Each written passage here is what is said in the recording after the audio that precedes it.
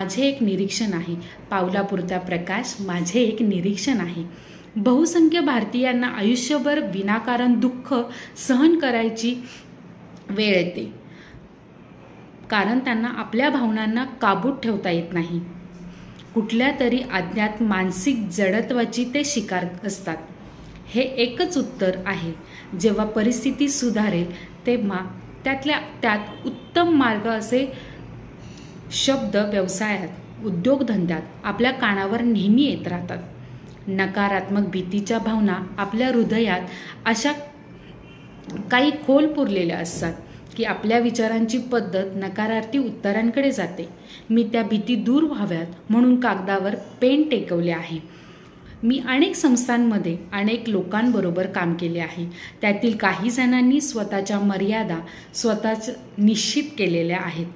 स्वतःला सिद्ध करण्यासाठी त्यांनी मला अनेक वेळा वाकवले. भारतीय विज्ञान क्षेत्रात असलेल्या काही व्यक्तिसंहारक सापळ्यांची आणि त्यामुळे उद्भवणाऱ्या शोकांतिकांची कल्पना यावी, हा एक उद्देश या आठवणी सांगण्यामागे आहे. तसेच सहकाराने संख्यात्मक पातळीवर एकत्रित प्रयत्नांनी मिळवलेल्या यशाबद्दलच्या कहाण्याही यामध्ये आहेत. माझी अशी इच्छा आहे, प्रत्येक भारतीयाच्या अंतरात वसत असलेल्या अग्निबिंदूला पंख लाभावेत आणि या महान देशाचे भवितव्य उजळून निघावे.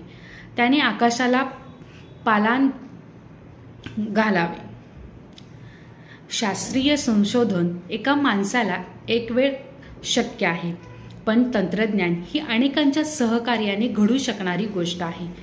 एकाऐवजी अनेकांच्या बुद्धिमत्तेचा एकमेकांशी होणाऱ्या सुसंवादाचे ते फळ आहे.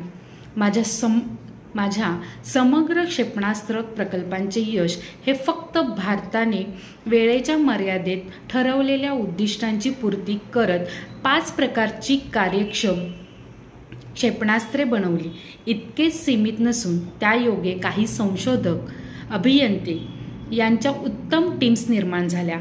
मला जर कोणी विचारले की रॉकेटरीमधील तुमचे वैयक्तिक यश कोणते, तर मी उत्तरेन, तरुण माणसांनी हृदय आणि आत्मा एक करून एखाद्या ध्येयासाठी झपाटून काम करावे, असे वातावरण मी निर्माण करू शकलो.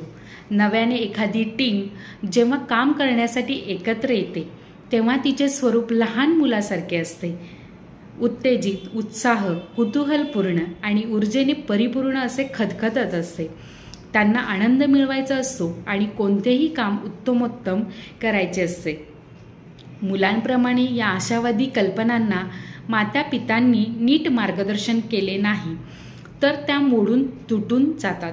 सहकार्याने काही यश मिळवायचे असेल तर ते तसे वातावरण निर्माण करायला हवे.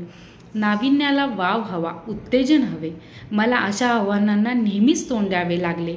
ISRO, DRDO, RIDI and PAER आणि इतर ठिकाणी काम करताना धोका पत्करून नाविन्याला सदैव मी प्रोत्साहन दिले.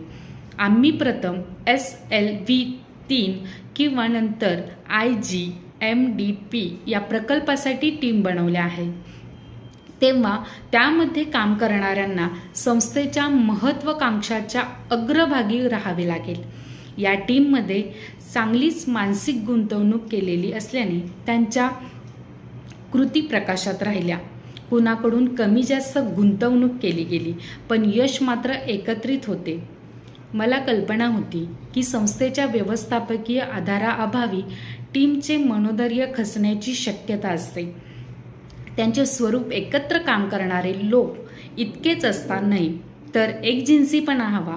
ती भावना हरवली तर अपुऱ्या साधनसामग्रीमध्ये त्यांच्याकडून केलेल्या उच्च अपेक्षा पुऱ्या होणार नाहीत. अनेकदा संस्थांचे मनोधैर्य खचण्याच्या बिंदूपाशी पोचले होते. त्यांनी जर बंधने घातली असती तर